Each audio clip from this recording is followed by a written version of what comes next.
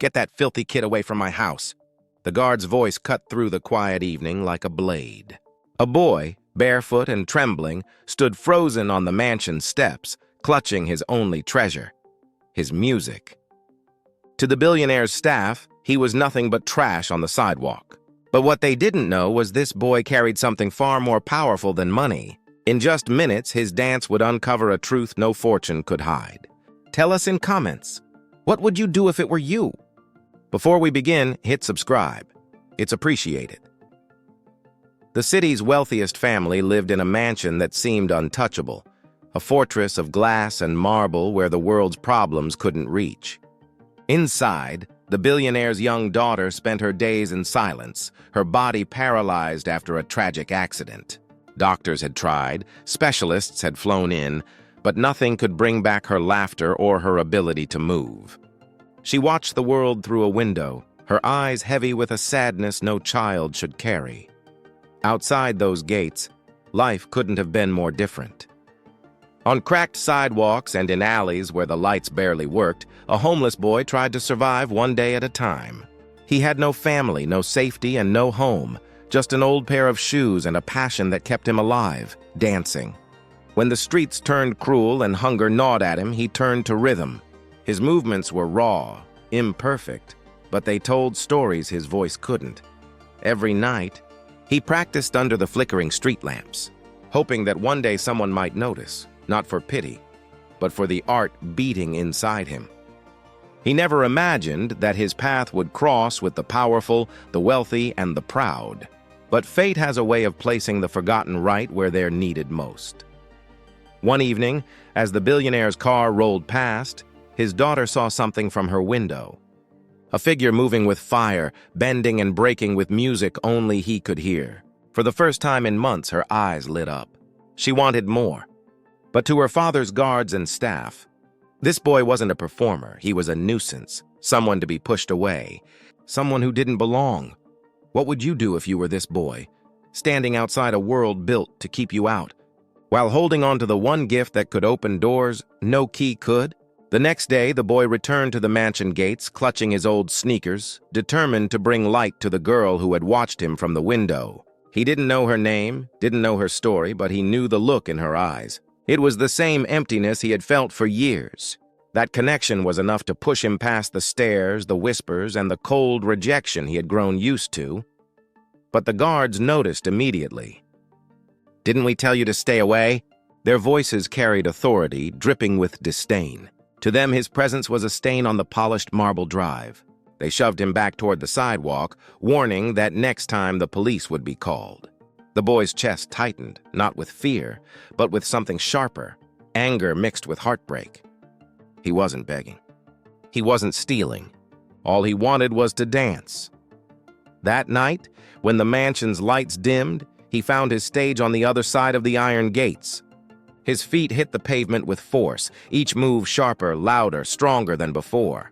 He danced not for himself, but for the girl who could barely move. His arms cut through the air, his body told stories of struggle, survival, and hope.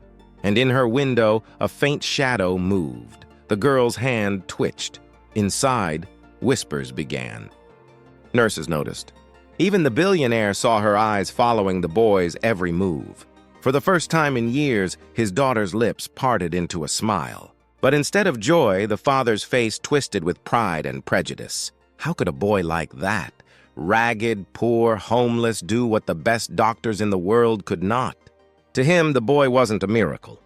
He was an intruder, a threat to his perfect world.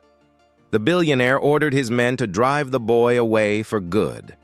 Tires screeched on the pavement, headlights cutting into the night. The boy ran, his heart pounding, his legs carrying him back to the darkness he came from. But even as he disappeared, the image of the girl's smile stayed with him. He knew he couldn't stop now, not when she needed him most. And so, night after night, he returned. Sometimes he danced until dawn. Sometimes he hid from the guards, slipping through shadows, finding new ways to be seen. With every performance, the girl grew brighter. She tapped her fingers against the window pane.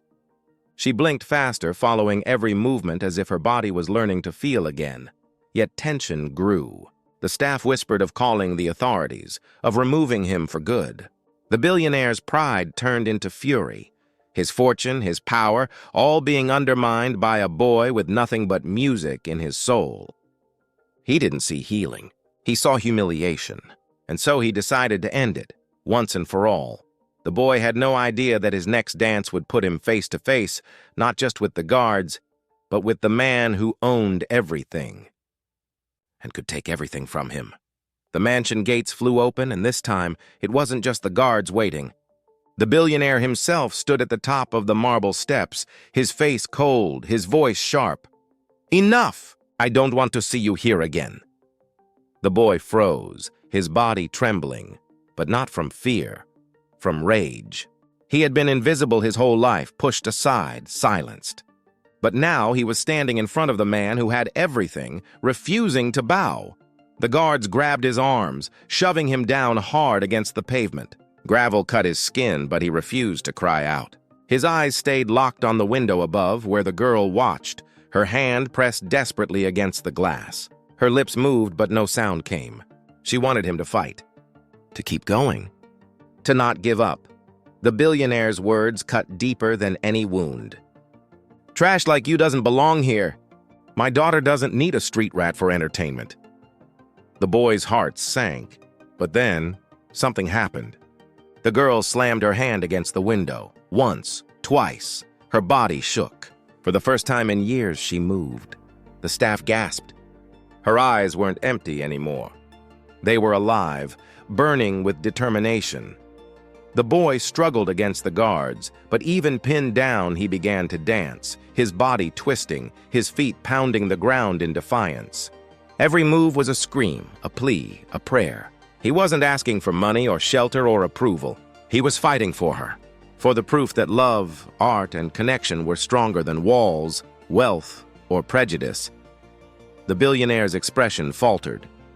For a moment, the mask of power cracked. His daughter was moving. Slowly, painfully, but moving. And it was because of the boy he had tried to destroy. The guards hesitated, unsure whether to follow orders or step back. The air was electric, every eye on the boy, every heart pounding. What do you think happens next? Does the billionaire crush the boy's spirit once and for all? Or does he finally see the truth standing right in front of him? Silence hung in the air. The billionaire's lips trembled, his chest rising and falling as he watched his daughter's fingers press against the glass again, this time curling into a fist, then opening. A tear slipped down her cheek. For months she hadn't moved, hadn't spoken. And now, with nothing but the rhythm of a homeless boy's dance, her body was fighting to come alive.